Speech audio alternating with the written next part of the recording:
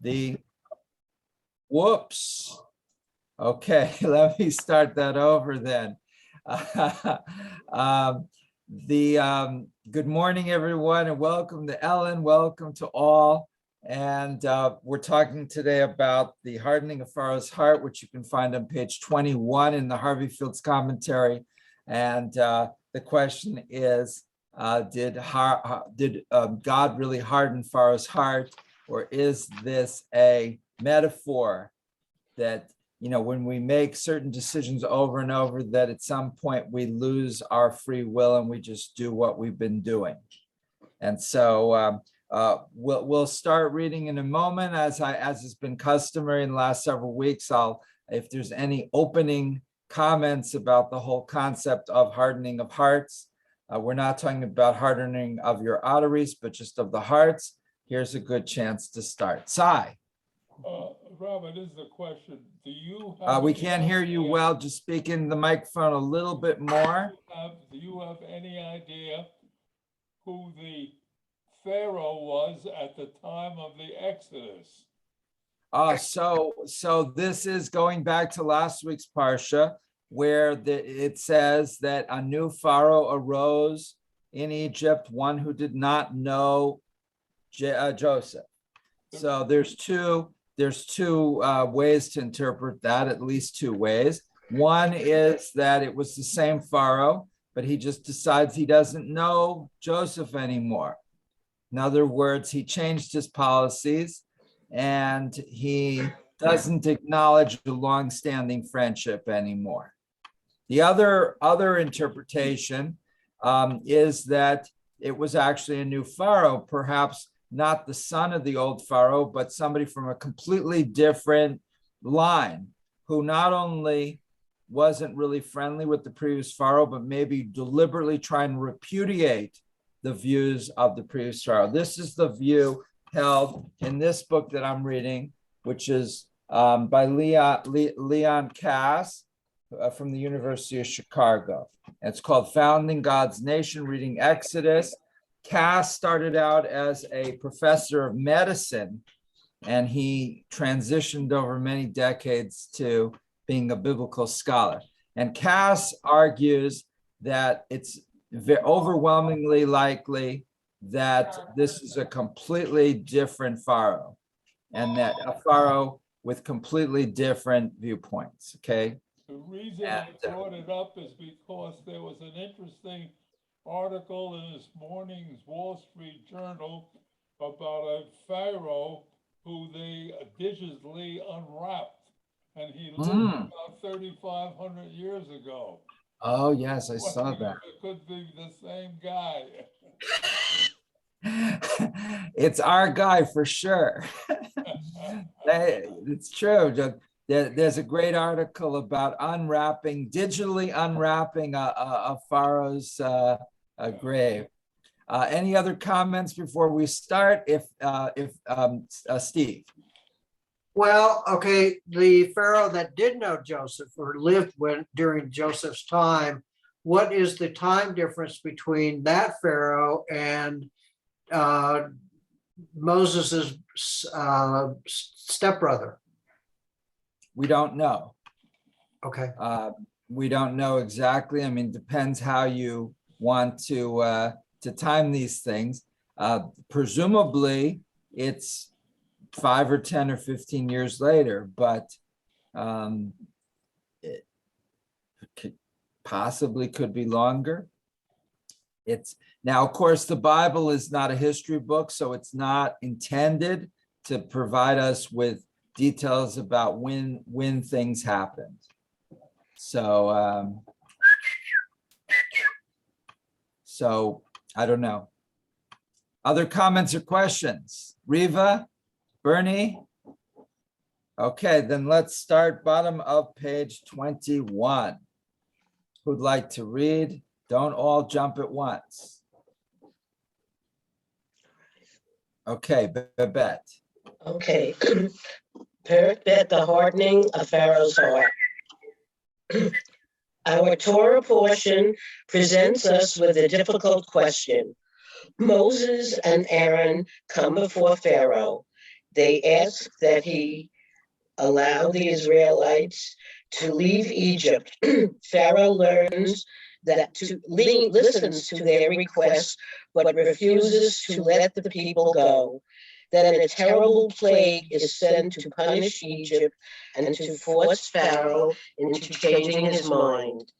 The same cycle is repeated 10 times.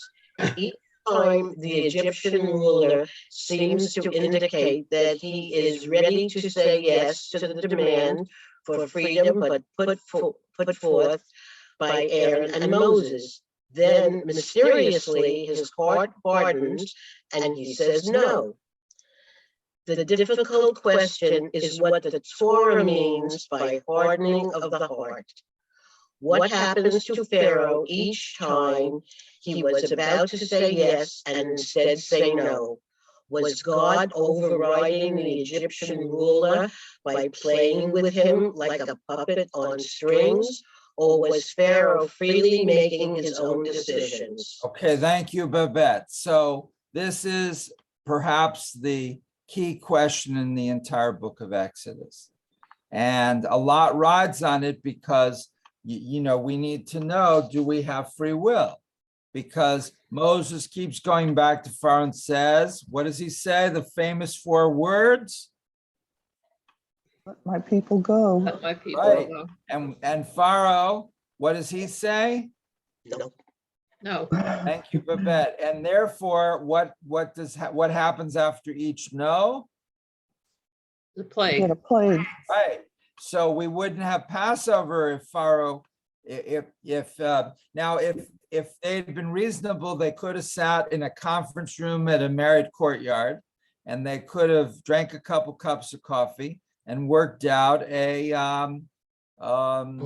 compromise, right? When Can there you was give me the book of Exodus? This is the wrong book. Is on that shelf. okay. If you could stay muted, please, that would be helpful. Thank you. I forgot what I was saying. All right. Well, anyway, let's let's go on. Yes, Marcia. This has been always, I mean, in other conversations I've had about Passover in temple, I've always felt that if we believe that, I believe, let's put it that way, I believe that God is setting up this situation, hardening. I believe that God hardened Pharaoh's heart to set up the situation where the Jewish people felt compelled to leave Egypt. And I don't think it was, I don't think there was free will in this part. I think there's always this karma situation where things are happening because it was meant to be that way, kind of thing. So Marcia, explain the rationale here. Why would God harden Pharaoh's heart and force him to say no when he meant to say yes?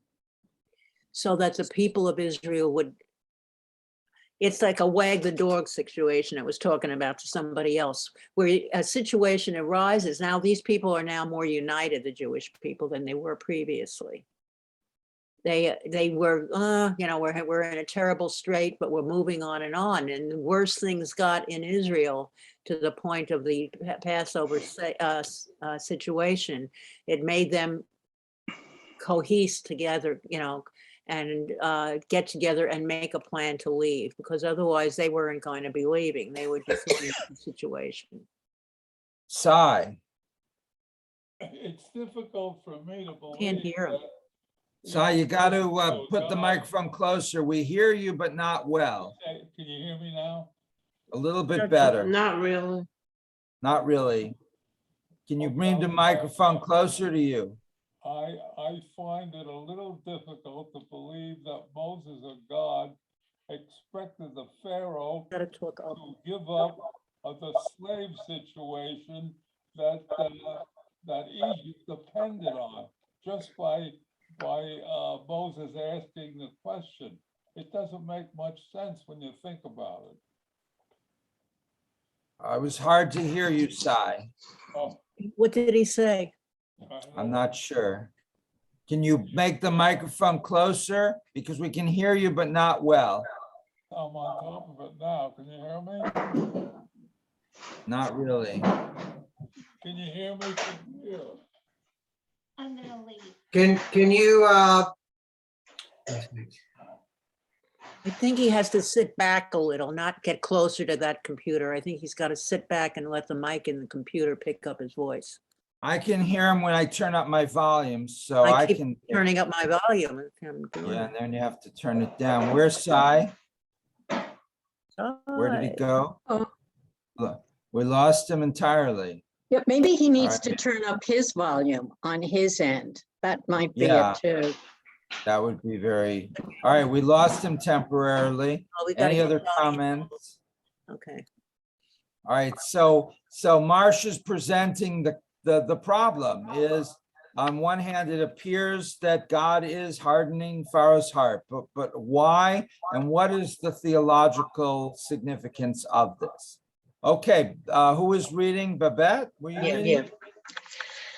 Interpreters point out that the Torah mentions the hardening of Pharaoh's heart a total of 20 times. The first 10. stop. We have an echo with you, Babette. I don't know what's causing it. Or let's see, who else Maybe can this is read? better. I can read if she's got it. Okay, Marcia. Oh, mute. Okay. All right. The difficult question is what the Torah means by hardening of the heart. What happened to Pharaoh each time he was about to say yes and instead said no? Was God overriding the Egyptian ruler or playing with him like a puppet on strings? Or was Pharaoh really making his own decisions? Interpreters point out that the Torah mentions the hardening of Pharaoh's heart a total of 20 times. The first 10 have to do with the first 5 plagues, and in each case, we are told that Pharaoh hardened his heart. Clearly, it would seem that whatever is happening is being caused by Pharaoh. Yet the next 10 references to the hardened heart are different. They occur with the last 5 plagues, and in each case, we are told that God hardened Pharaoh's heart. Here it would seem that God, not Pharaoh, is in control and is bringing about the change in Pharaoh's heart. Okay, and this is from a classic book by Nachum Sarna called Exploring Exodus, written 40 or 50 years ago. It's still a classic in the study of this book. So this is the classic explanation. Pharaoh hardens his own heart the first half of the times, and then God hardens his heart the second half. So therefore, you might have a situation, if you want to put it in a more modern psychological context, that you have a choice, right? To eat too much or not to eat too much, or in my case, eat late at night or not eat late at night. All right, so it's 10:30 p.m. and the ice cream is sitting in the freezer, and I choose to eat it or not to eat the ice cream. And then the next night I have that same choice. And then 6 weeks later, I have that same choice. And at some point, I start to lose control. And I guess with drug addiction, maybe the first few times there's some degree of choice. And then at a certain point, you become so addicted to, let's say, heroin, that the element of choice declines and you're really addicted. And the only way you can get unaddicted is by going into one of these, detox centers for 3 months with the celebrities. And even then, it may be very hard. Does that explanation strike you as reasonable? It's rational. It doesn't require us to believe, literally in a God that's doing this capriciously to play with Pharaoh. We don't want God to be, just playing around here and seeing how much he can drive Pharaoh crazy. This is not an ego contest, right? That's not the kind of a God that we would want to respect and to worship. Comments, Minya, Jennifer, Nan. Yes, Minya. I always wondered why if God, well, not if, but since God is almighty, why didn't he just make things happen so that the Israelites could leave? Why did we have to go through, or they have to go through, suffering of the plagues until they got to a point where Pharaoh said, all right, enough already, just go? Wouldn't it have, unless it's just for the purpose of telling the story, but it would seem with God Almighty, he would have been in charge of the Israelites leaving without all of this happening. I guess, I mean, if you want my answer, it's because the only lessons that you remember are the ones that are hard fought. If I just decide I'm going to start studying more, and I just start studying more, then I barely notice the change. But if I have to struggle and and learn new vocabulary and work 2 jobs to support my acquisition of books, and if it's the harder it is, the more worthy it is in the end. I guess Yeah. that would be an explanation. Well, I agree with your analogy of studying, but this is a group of people, a whole tribe of people. And what do they have to prove? Like, it's not them, it's really their actions against Pharaoh's actions. I don't know, maybe I'm not making myself clear, but I really just, when I read this, I thought there has to be a reason why. And it does say at one point that, I think at the end, about God being all powerful. I can't find it offhand, but if that's the case, then why wasn't he in charge of just saying, look, the Israelites are leaving, they're going now, and Pharaoh had no choice. It's on page 22 on the bottom of the first full paragraph there, above the little zugot that you're looking for. Reish Lakish, that. In other that- words. It's Okay. Top of page 22, Hirsch argues that Pharaoh's coldness, his apathetic insensibility, was used by God so that all subsequent ages could derive a knowledge and conviction of the almightiness, the presence, and the direction of God in human history. Never again, Hirsch says, would there be a necessity for miracles. In other words, God pulled the strings and directed the choices for the Egyptian ruler. God made his heart kasha, kaved, and chazak in order to demonstrate where the power and control really is. That's what you wanted me to read, Minya? Well, that's what Marcia pointed out, but that's probably what I was referring to, where I said I read it. The last sentence there. Right, Yeah. that God finally made Pharaoh realize that God was in control. And my question is, why didn't he demonstrate it earlier? I guess that explains what I was trying to say. Why didn't he explain it or do something earlier to show where the power and the control really is, rather than having to go through all the plagues? Okay, comments, responses. Lorraine, is that a hand? No, No, okay. sorry. No, it's okay. Riva? No. Bernie, D, or Steve? Steve. Okay, well, I think also God needed to prove to the Israelites that he was almighty. Not just to Pharaoh or to the Egyptians.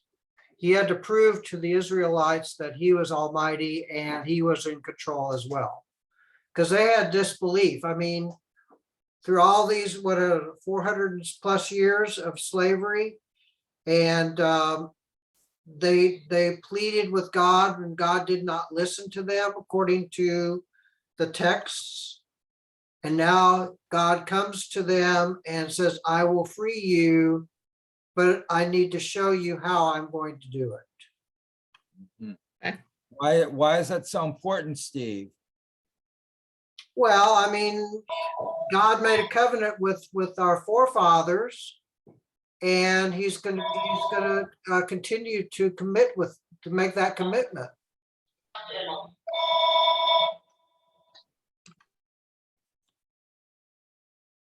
Can you please stay muted if this is the third or fourth time there's been phone ringing. So please, please, please. Thank you. D. Well, this is a question too. In this last passage, is it possible that God was trying to persuade through all these different actions of the plagues to force the Egyptians to believe in him, that he was the supreme almighty? Right. This is the big unknown. Is we have Egyptian religion that we in this group know only a little bit about, but we know that the Pharaoh is seen of as a sort of a god or the god. And so therefore this is in some ways a battle between Moses and the Pharaoh. In another way, it's a battle between Adonai, the Jewish God, and Pharaoh, the Egyptian god. And what is the potential relevance of the fact that you may know that briefly there was a time where one of the Egyptian pharaohs adopted monotheism? Do you know about that? No. And there was a pharaoh that shifted the entire belief system of Egypt to a much more monotheistic system, and then the next pharaoh shifted it back. And so there's a lot of theories about how that may relate to the emergence of monotheism in ancient Israel, if it does. Okay, other comments at this point? Yes, Sai. First of all, can you hear me? Yes. Much better. What did you Much change? better, Sai. What I don't understand is why would Moses, and this is what I was trying to say before, why Moses or God would go to the Pharaoh thinking that because they're asking for the slaves to be free, that it was going to happen, particularly when slavery was what kept Egypt alive, as it did so many other countries. When I say alive, I'm talking about economically alive. They built the Sphinx, they built the pyramids, they being the slaves. And it was obvious that the Pharaoh was not going to say, sure, take them and you could all leave. That's not the way it was going to happen. And you would think that Moses and or God was smart enough to know that that was what was going to happen. Very good point. I mean, the slave economy is based on the need to create textiles, right? So, and textiles is what is textiles? Labor intensive. And it's Textiles is clothes, cloth. right? So, and clothes in the ancient world and even in the modern world, they wear out, they tear, they break, they get dirty, they get soiled, right? And so if you need cotton to make clothes, then you need slaves. And so, and then what happened is in the 19th century of the Industrial Revolution, so you don't need slaves anymore. And so slavery, gets abolished. But the Egyptian economy presumably needed slaves. And so what do you do? Okay. Nan, Jennifer, Riva.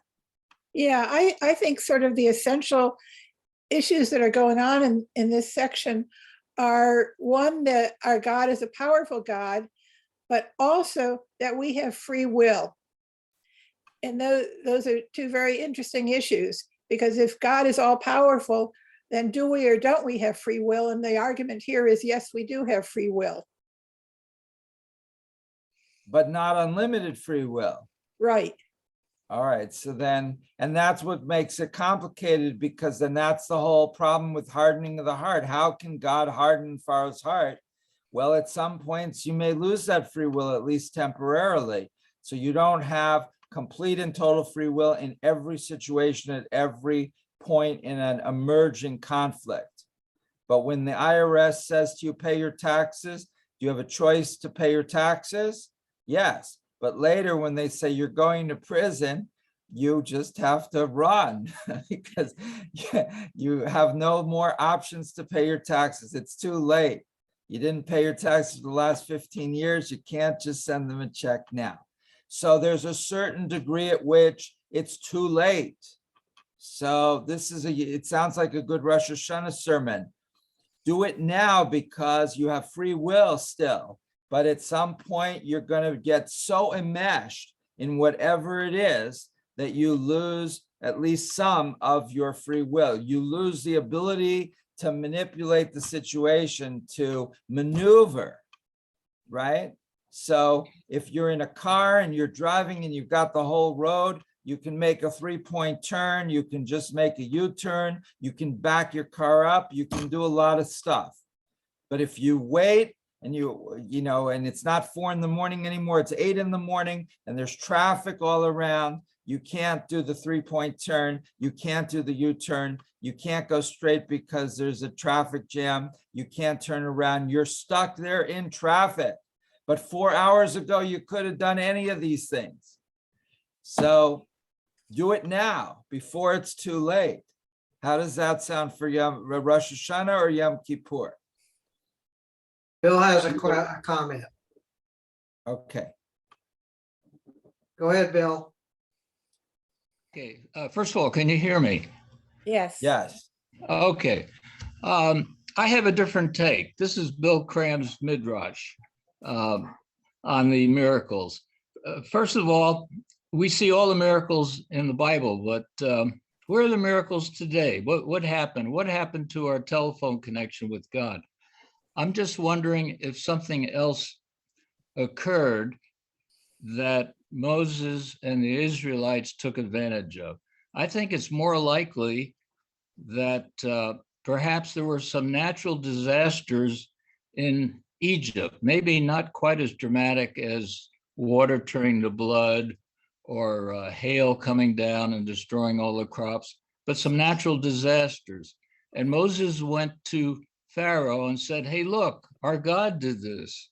Let us go. And perhaps there were a whole series, and it took a series, not just one of these disasters to make a case, and that this narrative was woven into the sequence of miracles and elevated up into a sort of mythology. Anyway, that's my midrash. Okay, that's interesting. It's moving in a little bit of a different direction. Does anybody want to directly respond to Bill's point? All right, let me take a stab at it. So Bill, I guess the question moves from free will to negotiating strategy. And you're suggesting that Moses may have taken advantage of some coincidentally occurring natural phenomena. So that there was a lot of algae in the water, and the water in the Nile turns red. Moses goes and says, aha, you see, this is what our God's going to do if you don't give in. So then it may explain why Pharaoh hardened his own heart. He's like, Moses is bluffing. This is just a coincidence. I'm not going to let this guy free all these slaves just because the water turned red or the frogs appeared or the whatever happened. This is strictly coincidence. Is that paraphrasing your view, Bill? Yes, taking advantage of some natural phenomena. Sai, give your opinion. What do you think? You agree with Bill? I think what really happened is that this story got built over hundreds and thousands of years, and there were little pieces kept being added on and I made as loud as it can be. so that in effect, what we have now is the result of so many people adding and subtracting to the story. It's a story. So do you agree with Bill? Do you agree with Bill or disagree with Bill, Sai? Say again? Do you agree with Bill or disagree with Bill? That Moses is using natural phenomena? I disagree. Nice fellow, but I disagree with him. Why do you disagree? Well, because I think that the physical items that he's talking about that might have occurred, happened, there were too many of them happening too close to each other to make the story seem reasonable. And that's why I'm saying it might have happened over 3,000 or 2,000 years, but never within 2 weeks, if you will. All right, I'm going to let Bill get a response, and then we'll go Minya and then Marcia. Well, I don't think Cy and I are too far apart. No, I don't either. Yeah. But he wants to keep his claim to a unique historical interpretive perspective, and he doesn't want you treading on his interpretation. It was great. Okay, Minya, Marcia, and Riva. I think that modern scientific knowledge can explain those things as happening. But I think in those days, it was a mystery as to why they happened. It's not like now they can say, you know, the algae turned a certain color. Well, they didn't know that then, or that the sea parted because of certain currents in the oceans. I mean, that's a modern interpretation. I don't think it would explain it back in the days of Pharaoh. Okay, Marcia, and then Riva. Marcia, you have to unmute. Sorry. If we go back to page 21 and the box that says 10 plagues, the first 5 are blood in the Nile River, frogs, swarms of insects, flies, and cattle disease, which could all easily be given over to natural causes, so to speak, okay? The next few that they said, well, God hardened his heart on the last 5. So it was 6 is boils, then hail, locusts, darkness, and the death of the firstborn. Well, the only one that is unnatural really is that last one, the death of the firstborn, because how does this happen? You know, the firstborn only are the ones dying, etc. So I sort of go along with what Bill is saying on that part of it, you know, these natural causes. But I can understand where the terror came in with number 10, you know, and the firstborn dying. So did you want to say something, Bill? So anyway, I see that as a possibility that the first 5 are very likely to be written off as possibles, like Minya has said, and you know. So then this puts connecting this to the hardening the heart issue, then it's perfectly reasonable for Pharaoh to refuse to give in to Moses based on these first 5 plagues. But then when you get to the 6 to 10 plagues where it becomes harder to refuse, then according to the Torah, it no longer says Pharaoh hardened his own heart, it says God hardened his heart. So when he could give in, he had no reason to give in because he could come up with a perfectly reasonable, natural explanation, as Bill and Cy have both argued in different ways. By the time it becomes harder to argue that, God takes away his. So applying this to a more modern context, you'd say that you have your best free will when there's less rational reason to actually implement that free will. And once it becomes really clear you should do something, you kind of lose your free will. All right, over to Riva, and then Ellen, whenever you're ready to jump in as our new interpreter. Ideas that you mentioned are not copyrighted, so I may steal them and write them up. And you'll say, but that idea that you published was my idea. And I'll say, oops. Okay, Riva. Yeah, I agree with the gentleman who said these could be natural occurrences to some degree. And obviously with an oral tradition, things get become, we've talked about this before, sort of more theatrical, more entertaining, so that, it makes it from one generation to the next because the material is so interesting or so whatever. And so all we have to think about is this past year where we've had fire and floods and disease. You don't have to go very far. It wasn't in 2 weeks, but a lot of bad things have happened around the world recently. The second point was that I think what we're talking about is that when you behave badly in this view of things, there's a slippery slope, and that you increasingly lose control as you behave badly.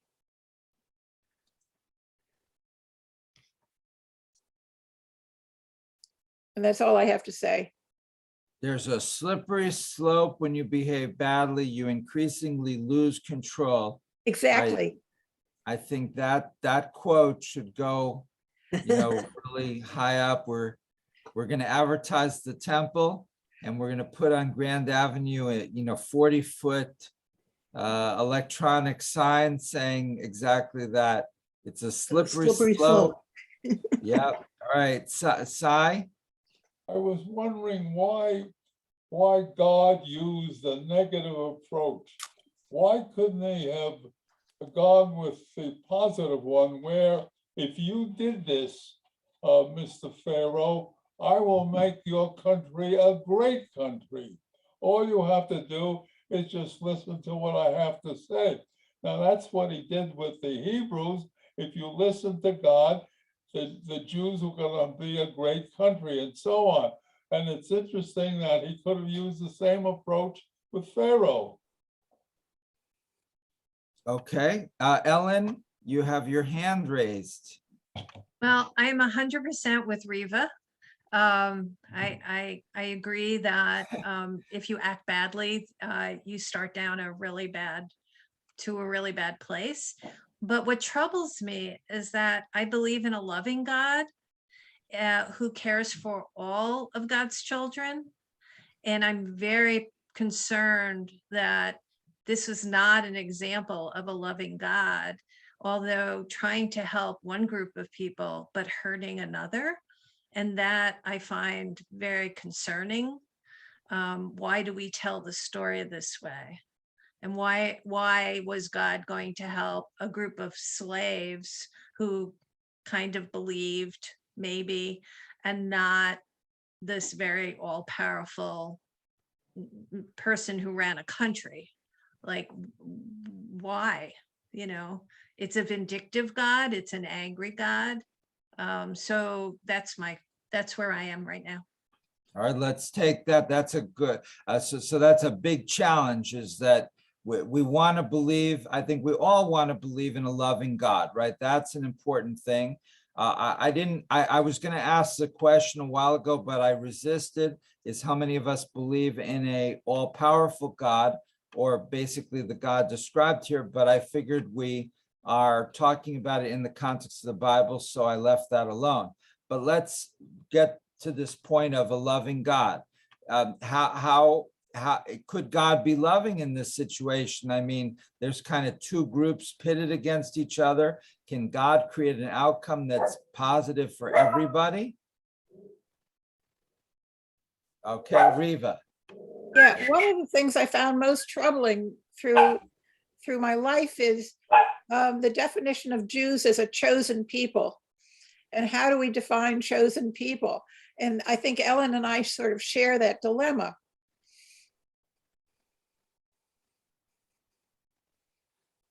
We can't hear you. Rabbi and We Riva, can't hear you. Sorry. And what's the answer, Riva? I don't have the answer, except some of the things that I was told as a young person, I always found offensive. It was Such as I said, Jews are better than other people. Right, that I'm better clearly position. not something we would tolerate. Right. which is how I became a Reconstructionist. So we don't, and that's and Ellen's making that comment in half in jest, but of course, Mordecai Kaplan was no relation to me. although we lived in the same neighborhood and we have the same last name spelled the same way. He became the founder of the whole Reconstructionist movement. And one of the most famous things that he said was that he did not believe in the idea of the chosen people and the rejection of the chosen people. And at the time, the Reform movement was pretty emphatic that they did believe in the chosen people. Today, I think that a lot of Mordecai Kaplan's ideas have kind of been accepted in one way or another by most of the movements unofficially. Other comments about a loving God, this whole concept of a loving God and how this might affect, interact with the story we have here. Bill or Nan or Jennifer or Benita? Bill?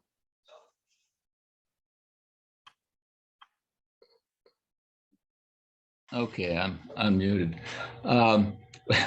We could have a whole discussion on God or concept of God. We talk about loving God, but I'm a little bothered by how God is described in the Bible. It seems that there's too much anthropomorphic qualities given to God.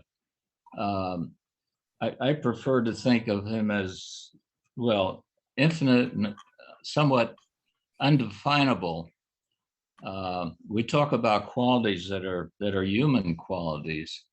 I don't know how well that applies to an infinite God. That's my dilemma. That's my dilemma in looking at God. All right, so Bill and Maimonides both are concerned with anthropomorphizing God. So Maimonides in the 12th century, which was obviously well over 1,000 years after the writing of the book of Exodus, wrote his Guide to the Perplexed that we've all heard about, the famous title, although we may not have read the book, which was written in Arabic, the vernacular of the time. And Maimonides spent a lot of time in this book explaining the anthropomorphisms away.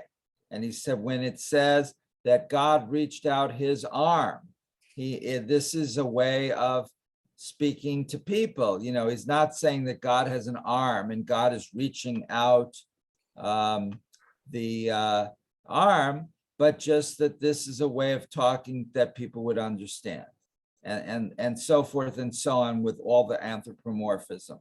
So if you understand that, then there's no problem, because the Bible's just talking in a way that they think that we would enjoy, reading. That, like any book, the Bible has to be sufficiently entertaining to keep us engaged. And if everything is philosophical and God is just this amorphous concept, I'll read it, but most of us may not. So, okay. Minya, you want to say what you said in the comment out loud? I just was thinking with the discussion about the chosen people, I just thought it would be a good topic for a class. And one of the possibilities, Riva has a poll going around of 5 or 6. Now this, as you know, is not technically part of our adult education program. This is sponsored by Brotherhood and coordinated by Steve Siegel, who appears in my top left-hand corner of my Zoom screen. But Riva, who's in the middle, has a whole program planned for February, March, April, May. And one of the possibilities is different concepts of God. A Reform rabbi who's a PhD in philosophy just came out with a book on different conceptions of God, which might be quite interesting. There's also a possibility about different views in the Bible on different controversial issues. So that, would be another possibility.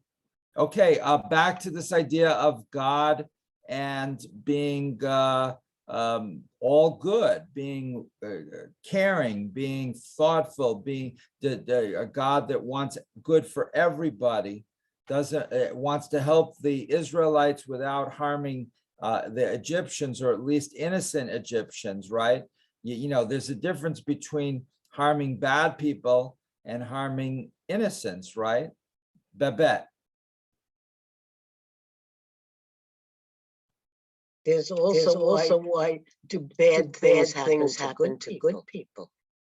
Okay, and you still have your echo, but I could understand that. Why do bad things happen to good people? Why do bad things happen to good people? Did you hear? Was that clearer? Oh, because the paper is over there.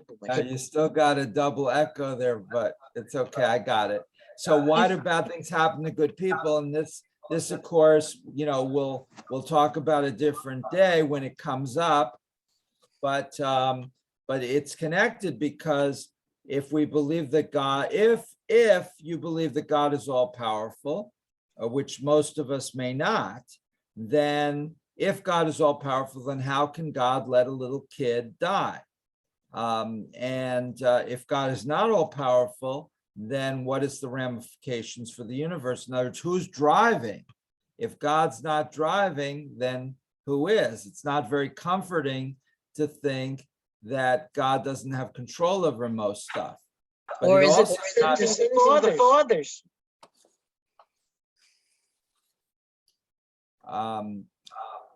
Say again? Or is it sins of the fathers? Oh, sin of the fathers, right? It says in the Torah that you are punished for 4 generations for whatever your ancestors did.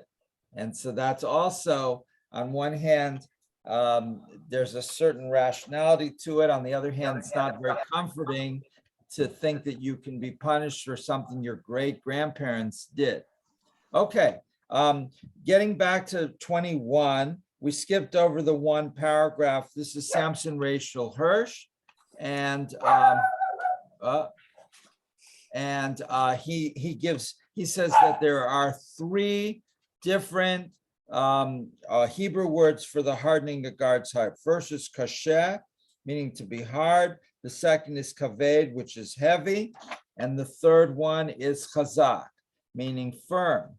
And then I read that paragraph about those 3 different words, 3 different nouns or 3 different adjectives for what is different words for hardening. But clearly, the Bible is almost obsessed with this issue of hardening the heart.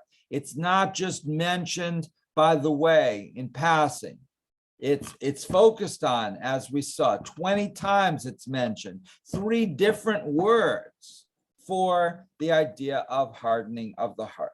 Okay, we're on page 22. Centuries ago, who'd like to read? Marcia, would you keep going? You've got a good computer connection and no echo. Okay. So we're grateful for that. Who knows? Centuries ago, Rabbi Yochanan was troubled by an explanation similar to the one offered by Rabbi Hirsch. In contrast, he reasoned that if God is pulling all the strings and Pharaoh has no free choice, then the Egyptian ruler could not be held responsible for his choices. That would mean that none of us is really free, and that our choices between acts of love or hatred, caring or selfishness, justice or indifference are an illusion. Is that what the Torah teaches us when it speaks of God hardening Pharaoh's heart? Rabbi Yochanan asked his brother-in-law, who was his close friend and study companion, Rabbi Simeon ben Lakish. Resh Lakish, as he was known, responded by explaining that God gave Pharaoh several opportunities to change his mind and allow the Israelites to leave Egypt. The plagues were warnings. God hoped that Pharaoh would repent and free the slaves, since God warned him 5 times and Pharaoh refused to pay any attention and continued to stiffen his heart. God told him, I will now add more trouble to what you have made for yourself. That is what the Torah means when it says, God hardened Pharaoh's heart.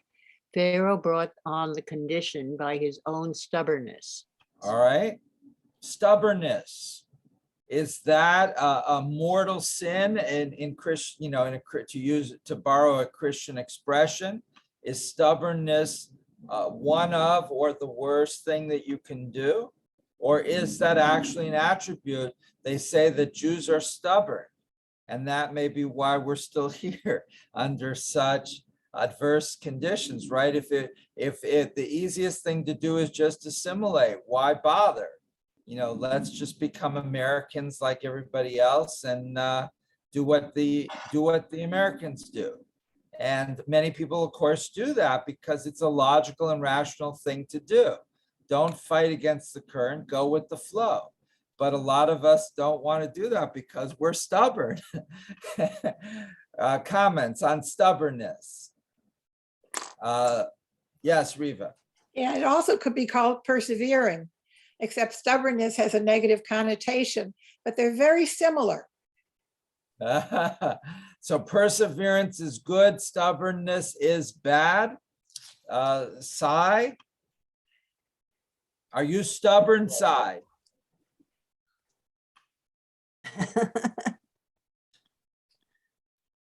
Marcia, Minya, Ellen, Benita.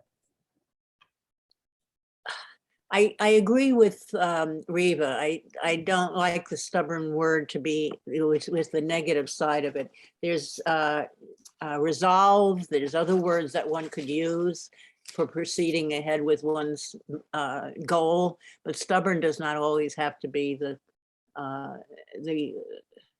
reasoning for it.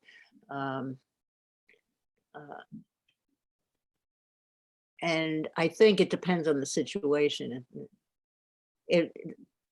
Like the next sentence in that box says, if a person seeks to do evil, that person will find a way. And so, and I did the rest of it. And if good, to improve oneself, God will help, etc. God will help. So it depends on the way you view the word, stubborn, I guess. So we can, if we try to do good, we can rely on God to help us. But if we're determined to be bad, then nothing's going to stop us. So it kind of it puts God on the caring side and the supportive side, but it seems to suggest that God's not all powerful, which is fine with me, but others may have a problem. And Harold Kushner wrote the book on it, ran into trouble theologically because he said, well, God's not all powerful. And so why does a 3-year-old die of a horrible disease? Well, there's random forces going around that God can't control because God, of course, is all loving, all caring. But then you're like a Zoroastrian in that you believe there's the forces of good, which is God. And then there's the separate forces of bad, of disease, of harm, which is not controlled with God. So there's like a duality, which is not really a Jewish theological construct. What about Kabbalah? Does that address that? Well, yes, the Kabbalah addresses that, but I can't right now address it. But Kabbalah, exactly, Marcia, that's a very good. Kabbalah is an attempt to address what otherwise would be a terrible dilemma in Jewish theology. I think that did Lorraine have her hand up, and then Bill? I did. Lorraine and then Bill, and then whoever else. I prefer the word tenacious to stubborn. Okay. I've always used that because my youngest child is born in May and he's a Taurus, and Taurus is supposed to be stubborn. I didn't want to label Mark from birth as stubborn. He is strong-willed. When he makes up his mind, he's going to do something, he works at it and he does it. I look at it as a positive. So tenacious, but you also use the term strong-willed. And do you like Riva's term of perseverance? I didn't hear your question. Riva's what? You use the term strong-willed and tenacious. Riva used the word perseverance. Are you happy with all three of those? Yeah. And of course, the reason I like the word stubborn is it's more dramatic and it's more provocative. So it's designed to kind of elicit a little bit of a strong response. But it's also a lot more negative. Yes, of course. Or yes, of course. Bill and then Sai. Can't hear you. Bill, you have to unmute.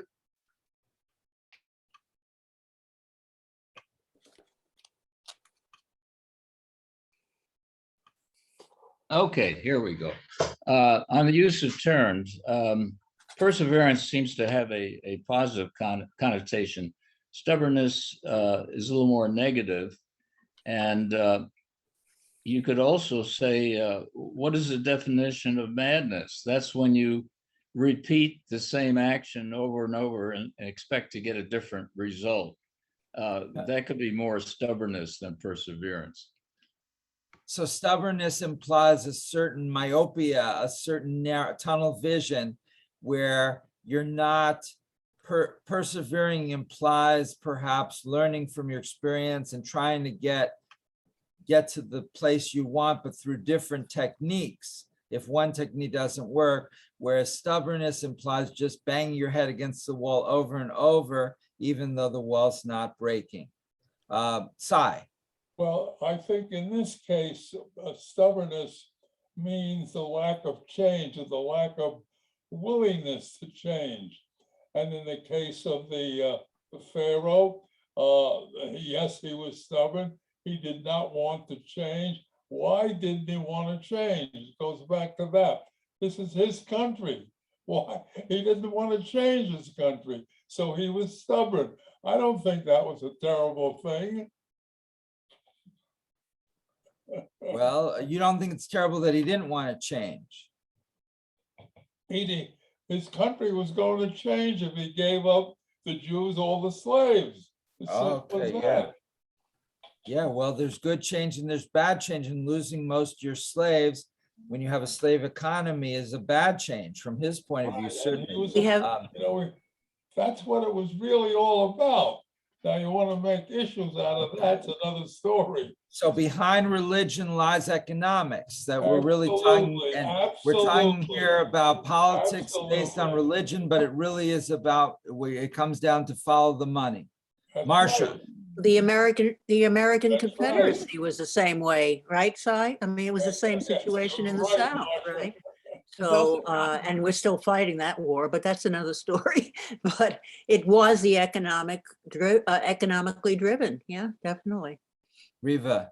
As I recall, Kirshner wrote his book, and he begins it with a discussion of he had a son who had a terrible disease that caused accelerated aging. And so he knew for a long time his son was suffering and going downhill and die prematurely. And I think that was kind of the impetus for him to address that issue, or at least to write a book about it. Right. And I think that's the heart of the issue. How do we explain the terrible things that happen to people if we believe in a very powerful God? And I think that's what this reading is trying to address. And what is it saying? Well, I'm not sure, other than there's a slippery slope that if you behave badly, bad things you'll have less control, and it and then you don't have as much free will. But that doesn't address Kirshner's question. Why do really terrible things happen to good people? And we all know they do. And that's why I've avoided focusing on that question here, because I don't think the biblical account is really directly addressing that. It's a related issue, but not the exact issue. Sai? Well, the slippery slope that Riva is talking about is that when bad things do happen, the people explain it by saying, well, God had a reason for it, and let it go at that. That's the answer. That's the answer for a lot of the things that occurred in the Holocaust, and that's the reason that given when the child is hit by a truck and so forth and so on. God had a reason for it, and it's the end of it. And you can't argue with that. You just have to embrace the mystery. If you've seen the Coen brothers film A Serious Man, that's the message that I derive from that movie. Embrace the mystery, that there's things in religion and in life that just cannot be understood. And if you want to understand everything, then you're going to be disappointed. Okay, let's keep going. Marcia, you started reading in the box on 22 in the right-hand column. Should I read the box? Yeah, we read the first part, Reish Lakish, Okay, who's moving one of on. the Talmudic sages. Now we're coming up to a comment from the Tanhuma. God does not predetermine whether a person shall be righteous or wicked. That is left to the free choice of each person. Every time we disobey the voice of conscience, it becomes fainter and feebler, and the human heart becomes harder to reach and move. Judaism affirms the principle of free will. We are each the master of our own spirit. One evil deed leads to another. And that was that Pirkei Avot that we had the class in. Which we just did a course on, correct, but we didn't get that far. And conversely, one good deed leads to another, and we are that much more liberated from bondage. All right, well, is that true? If you do a good thing or a bad thing, does that make it that much easier to do another good thing or a bad thing? Sometimes it does, I think. On basic things, Steve? You're motivated. You're continually motivated to do good things. So if you and Bob do something good to help somebody, then you're more likely the following week to want to do more. And is the reverse true? If you slash the tires of your neighbor who bothers you, then the next week you'll decide to slash the neighbors of all the neighbors? I doubt that would happen, because if I did the slashing of one tire, I'd probably get caught. Yeah. What goes me. around comes around, you know? Certain of us get caught for everything. So you're sort of almost suggesting that we're good people because we just weren't clever enough to get away with being bad, and that maybe the master criminals are people that had an early record of being in grammar school, getting away with stuff, and that we learned not to do it because we got caught the first time. I Okay. think I think the good deeds continue if you're appreciated for them, if you feel a sense of gratitude, or there's something, you get something in return. If you do good deeds and nobody ever says thank you, or you're never acknowledged, I'm not sure that one would lead to the next. I do know that if you make lie, it's really hard to stop lying, because you get all tangled up in your lies. So in that way, bad things continue to happen. But yeah, so the example I always give on the first part of what Ellen said is that when I'm at a traffic light and somebody wants to, push in, if I let them in and then they wave thank you, then I'll do it again because I feel great. If they push in and they don't wave, I get angry that they're unappreciative, and the next time I'm less likely to let the person in. And on the second part about, if you start lying, why can't you come for dinner? And you say, well, I have a business appointment, and then they see you're home watching TV, you get in big trouble, boy. Uh-oh. Marcia. My mother would say, if you're going to be a liar, you better have a good memory. You're going to have to remember all your lies to substantiate. Babette. Well, another way people got around abusive work environment was unions. The oppressed people got together and said, well, there are certain benefits like 5 days a week, holidays, or else we're not going to work. Mhm. Okay. Anyone else? Dee, Benita, Jennifer, Lorraine, Minya, Shirley, Bernie, Steve? Okay, let's go on then. Marcia, we're on page 22, right-hand column. My Yeah, favorite under the philosopher, picture. Yeah. Moses Maimonides, and there's a classic photo of him that he posed for in middle age when he was early 40s. Moses Maimonides agrees with Resh Lakish, emphasizing that it was not God who forced Pharaoh to do evil to Israel. The decision was his alone. Free will is a fundamental principle of Judaism, says Maimonides. No one forces, preordains, or impels a person to act. People do as they wish to do. Each is absolutely free to perform any deed, be it bad or good.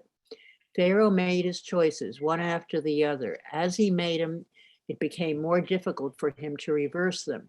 One bad choice led to the next, then to the next, until his range of choices narrowed and he could no longer turn back. Modern psychologist Eric Fromm amplifies Maimonides' view about the hardening of Pharaoh's heart. Fromm writes that the Torah's description presents one of the most fundamental laws of human behavior. Every evil act tends to harden man's heart. That is, to deaden it.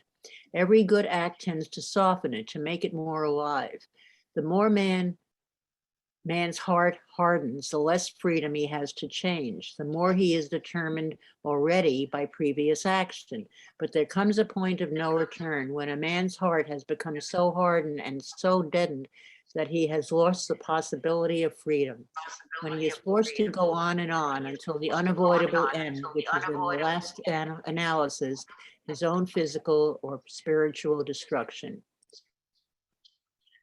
So Pharaoh's first choices to continue persecuting and oppressing the Israelites ultimately led to him, I lost my place, ultimately led him to a point of no return. He must have thought that if I give in to their demands and do not stiffen my heart and rule them harshly, then both the Jews and Egyptians will conclude that I am weak and will rebel. Trapped by a fear of failure and unable to develop creative solutions to his problems, Pharaoh fell victim to his own bad decisions. In a tragic way, he chose the steep path, and once he was plunging down it, could not stop or save himself from crashing at the bottom. There's Reva's slippery slope. Okay. One other view about the story of Pharaoh's hardening heart deserves consideration. A comment in Midrash explains that Pharaoh used to boast that he was a god. Certainly, he had more power at his disposal than any other human being alive in his time. He ruled great armies, equipped with weapons to slaughter and trample anyone who might rise against him. Through his taskmasters, he dictated the life or death of thousands of slaves building his cities, Pithom and Ramses. The author of the Midrash imagined that because Pharaoh possessed the power of life and death over so many, the Egyptian ruler concluded that he was invincible. Nothing could defeat him or ruin his plans. Wait, I gotta go past the box here. Okay. Yet the Pharaoh was defeated. All his armies and weapons were not enough to snuff out the will of freedom God had placed in the hearts of the Israelites. The more Pharaoh brutalized them, the stronger became their determination to be free. Each time he had a chance to stop the plagues and let them go, he hardened his heart. He thought he was battling with weak, beaten slaves. He could not understand that within them, God had planted a yearning for liberation against which he was powerless. All right, Finally, okay, go ahead. Finally, according to those who related this midrash, God decided to teach Pharaoh and all who would hear of him a lesson. Now God would harden his heart. The Egyptian ruler who had claimed to be a god and who had brought suffering to thousands would be destroyed. God would reveal Pharaoh's weakness to all his people and demonstrate that the God of liberation ultimately wins every battle against oppression. According to this version, the story of God and Pharaoh is not about whether human beings are free or not free to make good or bad choices. Rather, it is about the confrontation between those who claim to be God and God, between those who claim to rule the world and the liberating God of the world. It is the victory of the spiritual God who wills freedom, justice, and the sacred equality of each human being over the godlike Pharaoh who must enslave and crush others to rule them. The hardening of Pharaoh's heart and the miraculous plagues that are sent to destroy him are all meant to dramatize the power of the God of freedom. Nothing, the Torah claims, neither hard-hearted Pharaoh nor any other ruler or institution can stop God's will for humans' liberation. It is always triumphant. God wants us to be free. Oh, wow. And thanks to Marcia, we've now completed reading the entire commentary this week, which hasn't happened in many months, if ever. So. Well, that was what I was saying at the beginning, though, Rabbi, was that it just consolidated the will of the Israelites the more they were being oppressed by Pharaoh. So you have to want something in order for it to happen. And then if you want something good enough, then God will help the process along, hopefully, but we can't depend on that. Don't rely on God, but hope that God will be there to help a little bit. But it wasn't just that God will help. The Jews had to want this so badly to make it happen, to go and make that plunge for freedom. But how do you want something when you're a slave? After a while, after a very short time, you lose all ability to want anything. You just. Well, apparently they pulled themselves together and, and just consolidated their forces to do so. Okay. D. Well, I look at what Marcia said, and in my mind, when I think of that and then the Holocaust, how the survivors that came out of it, they had such a drive to survive no matter what the Nazis did to them. And there were a lot of survivors. So determination and as somebody said, having that tenacity, I think is the drive for most of us to get to where we need to go. So because I look at that as people that survived the Holocaust, and it's amazing to me that what they lived through and how they had that drive to get out of it. I agree. Yes, we're having some serious technical problems today with echo and with muting and so forth.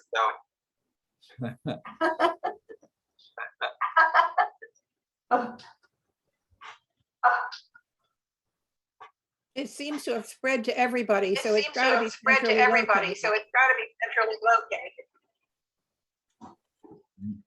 located. All right. I'll mute. How does that sound now? No echo. All right. Apparently it's something with Bill Cram's computer. When I muted him, it went away. Babette, maybe you can talk and let's see if you still have the echo. Okay, is I echoing? Yes, you still have an echo. Okay, But, then turn off, put on my mute. Okay. But now it's more limited. So all right, we Keep in mind solved part also- of the problem. Keep in mind, you can also use the chat feature. It's hard to then, make decisions on the chat. And then chat hopefully I feed. see the chat. So we're coming to the end of our time today. We see that Harvey Fields here doesn't even pretend to be neutral on the interpretations. He pushes the one interpretation very hard, which is that for the first 5 plagues, Pharaoh had control and could make his own decisions. And then at some point, God takes over and says, after this point, you're going to be an example. You've refused a reasonable request 5 times. I'm going to do another 5 where you're not going to have control, just to show how, and I'm banging on my desk. So if you see my camera jumping up and down, it's not you. Then I'm going to make an example of you, and I'm going to harden your heart. And we suggest that this could be in our daily lives as well, that if we, that in Hebrew, there's an expression, mitzvah goreret mitzvah, that one mitzvah drags another mitzvah behind it, and avera goreret avera, and a bad deed drags other bad deeds behind you. So if you habitualize yourself to do good things, and hopefully, as Ellen pointed out, you're rewarded for that, then you're going to do more good things. If you eat cauliflower instead of ice cream, and you lose, and you get on the scale the next day and you're down a little bit, then that may be sufficient reward to do it again, and so forth and so on. And so with good things, if you give some homeless person money and you see that, and you bump into them the next week and they've now gotten a job and they've gotten a place to live, you'll feel great and you'll give more money to homeless. If you see the homeless guy use the money to buy drugs, then you may be disincentivized to give. So there's a certain, you want to see the results of what you do, and you want to hopefully learn from the good to do more good. Any final comments, Lorraine? No? Anybody else? Everybody's happy. Riva? Just a reminder that all of us who live in the area are invited to go out to lunch together next week at 1:30. I hope many of you will make it. Many of you have already responded that you'll be there. But Bernie and Ellen and Shirley, they're invited as well, right? Sure. Okay, so if you have a helicopter, and unfortunately, they're all coming from 3 very different directions, so I guess you're all going to have to make your own flight arrangements. But we're at Angela's, and that's next week after Torah study. At 1:30, yes. And we're happy we have you on Zoom, even if we can't meet you in person. Okay, Steve, over to you. One other comment, Rabbi, quick question. Are you still going to be on vacation?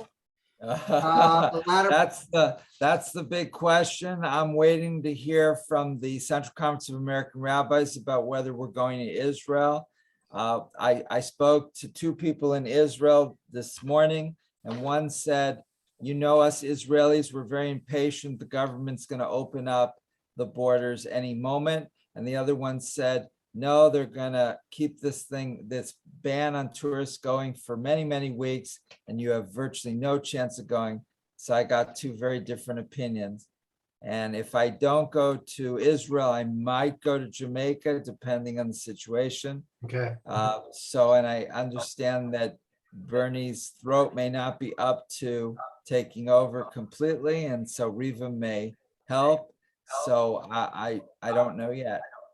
You will be taking vacation. It is the 5th for lunch? Yes, it's the Wednesday. It's next Wednesday after class. 1:30. 1:30 at Angela's. Good. There's an email on the computer. Yeah, I did write it down in my date. If anybody has questions, please call me. Now we're back to only bed echoing, I think. Yeah. Kind of weird. Okay. Well, let us go ahead and conclude with the final blessing, if everyone would like to unmute and say it together.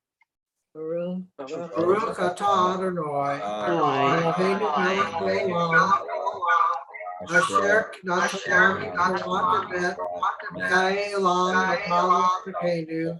Baruch atah Adonai, noten Torah. Blessed is Adonai our God, ruler of the universe, who has given us the teaching of truth and planting within us eternal life. Blessed is Adonai, giver of the Torah. Amen. Amen. All right, everyone, have a great week. Happy New Year. Happy New Year. A healthy one. And let's keep COVID under control. Okay. Okay, thank Bye, you. everyone. Happy New Year, everybody. Bye-bye. Happy New Bye. Year. Happy New Welcome, Year. Ellen.